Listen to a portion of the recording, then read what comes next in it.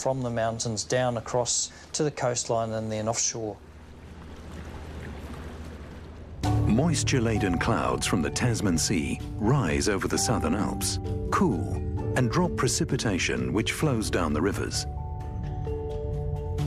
Heavy rainfall is common, and over 3 meters has been recorded during a 6-month period. Water shapes the land. Fast-flowing rivers often flood, washing rocks and gravels into the ocean.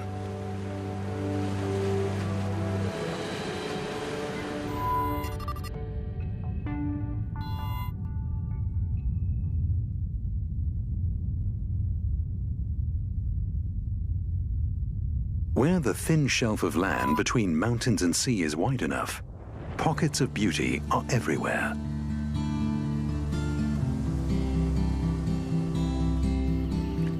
Lake Paringa is surrounded by rainforest and is a popular fishing location for salmon and brown trout.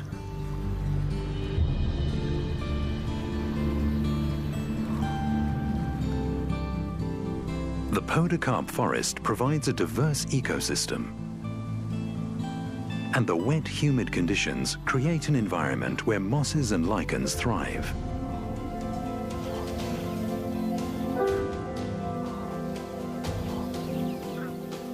Between the 1820s and 1921, logging developed into a major industry throughout New Zealand. The forests of the west coast escaped full-scale logging because beech tree timber was subject to rot and was largely unsuitable for construction purposes. However, in the 1970s, logging of the west coast forests for wood pulp was promoted as a sustainable industry. But logging was fiercely opposed by conservationists, and in 1990, all the southwestern forests were protected in a World Heritage Area, Te Wāhi Pounamu.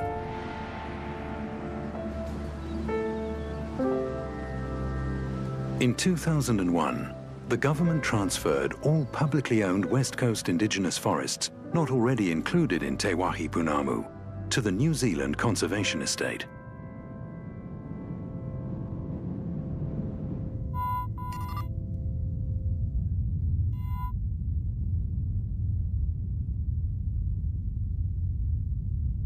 "70 kilometers north, the Fox River rises from the glacier at the foot of the Alps and fans out over the gravel on its short run to the sea.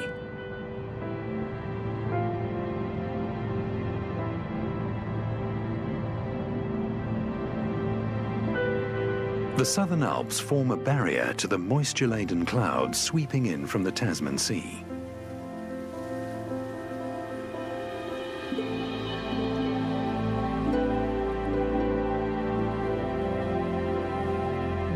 The Fox Glacier ice is up to 300 meters deep, and due to the lubricating effects of pressure and high precipitation, flows up to 10 times faster than most valley glaciers.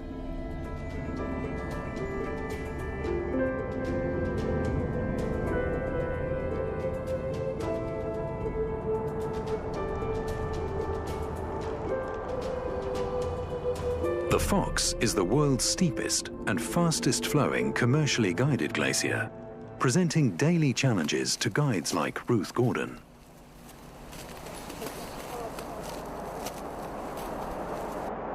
When you look at it from afar, you're like, oh yeah, it's kind of big, but then you get onto it. And especially if you see people on it before you get there, they're like, oh wow, it is huge. It's 13 kilometres long. It starts right at the top, below Mount Tasman. Mount Tasman's the second highest mountain. And it has like a big bowl shape at the very top of the mountains there that collects all the snow. So that, combined with gravity, all of that snow just compresses down and flows down the valley. So it starts at about 2,500 metres and finishes about 250 metres. So it flows sometimes 4 or 5 metres a day. Over 30 meters of snow falls annually above the Fox Glacier, forming a massive catchment area, or neve, where it compacts to ice and flows over the lip of the valley.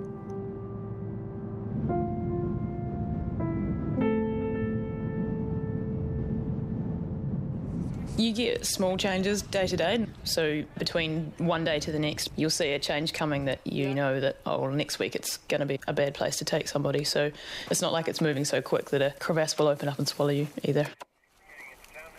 The glacier's retreated just so much that we can walk up right beside the glacier, and then every day we cut in steps like a little staircase to get onto the top of the glacier, and from there we can use our axes to cut a safe line through.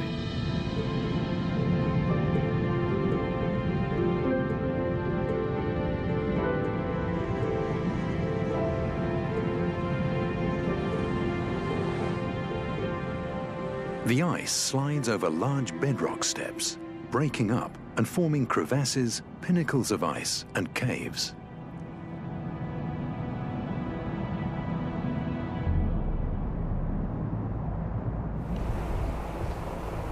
The biggest thing is the holes called moulins. They're basically where all the water drains.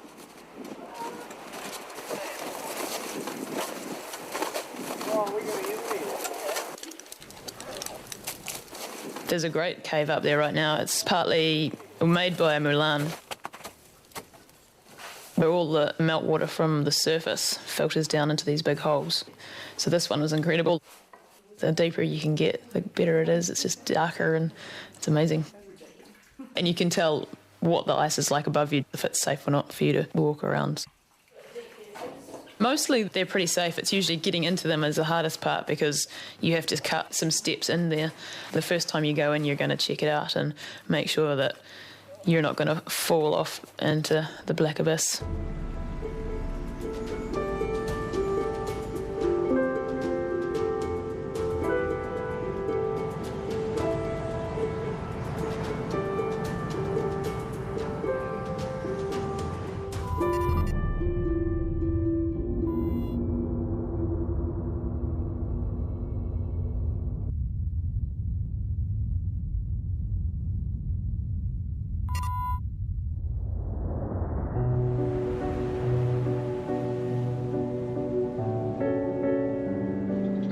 Okarito is New Zealand's largest unmodified estuarine lagoon, home to more than 70 bird species, including the beautiful white heron, the kotuku.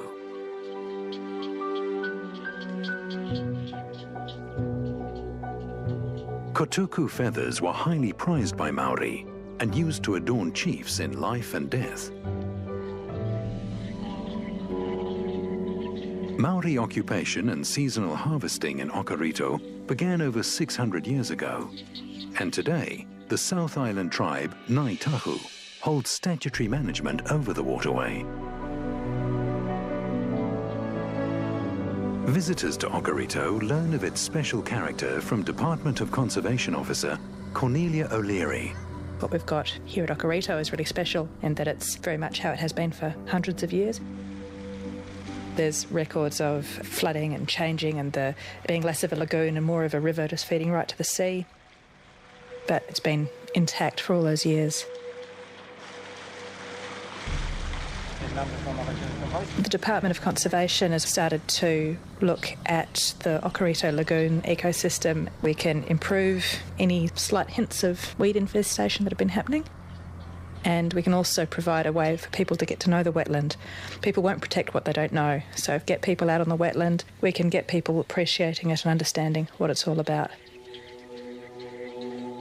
With wetlands, you've got a range of different forest types in very close proximity.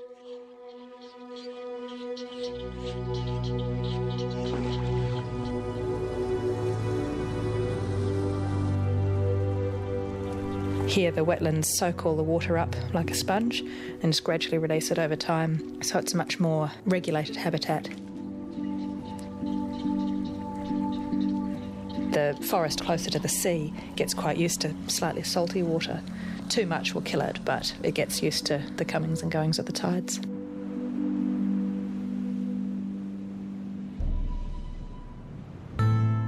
At the southern end of the lagoon is the small settlement of Okarito. During the 1866 gold rush, Okarito was the largest town on the west coast, but the miners have gone, and it's now permanent home to about 30 residents. Many recent arrivals, like Dr. Anne Hall, retired here after a busy life in the city.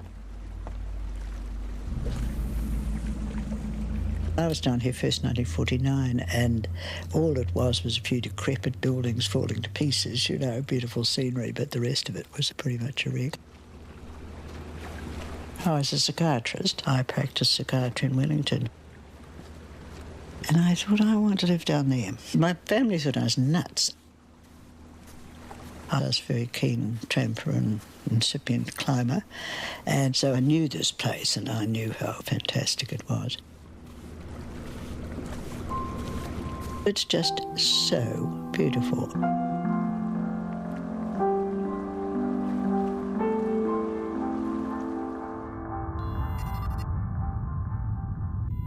After the discovery of gold on the coast in 1864, prospectors started working here at the Hokitika River mouth, the closest anchorage to the gold diggings further south. For a short period, Hokitika had a population of over 4,000. However, as gold mining declined, the population fell, and by the end of the 19th century, it had reduced to less than 2,000.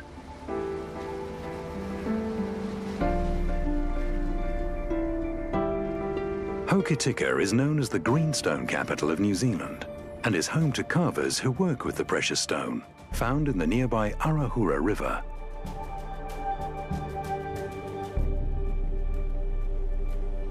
The Maori name for greenstone is punamu, and it's found only in the South Island, Te Wahi Punamu, the place of punamu. Early Maori carved punamu to create tools and weapons, but its beauty also made it a prized material for decoration and adornment. Today it's used for crafting decorative pieces and jewelry based on traditional designs. Punamu carver Tud Parker.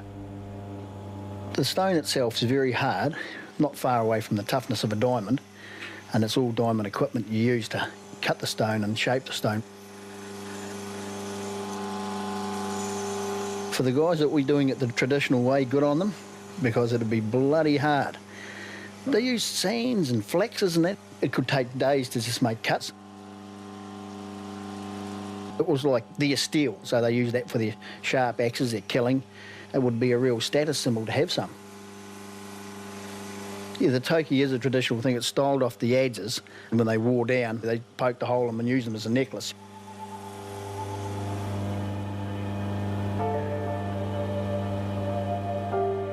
Punamu plays an important role in Maori culture and is considered to have mana, or status, and to be tapu, or sacred.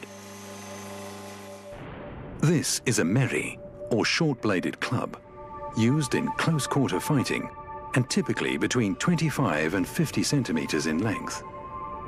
Punamu was also used to make tools, including adzes, chisels, and pendants, such as these heitiki.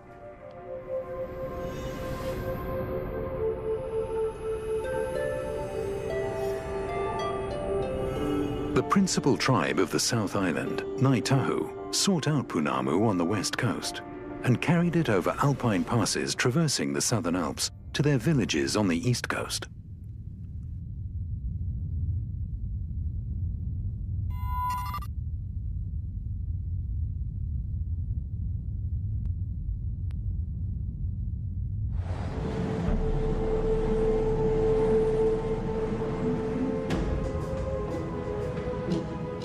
Kaikoura sits on a peninsula jutting out from the rugged east coast of the South Island, with a backdrop of steep, snow-capped mountains. Ocean currents off Kaikoura sustain a rich marine food chain, attracting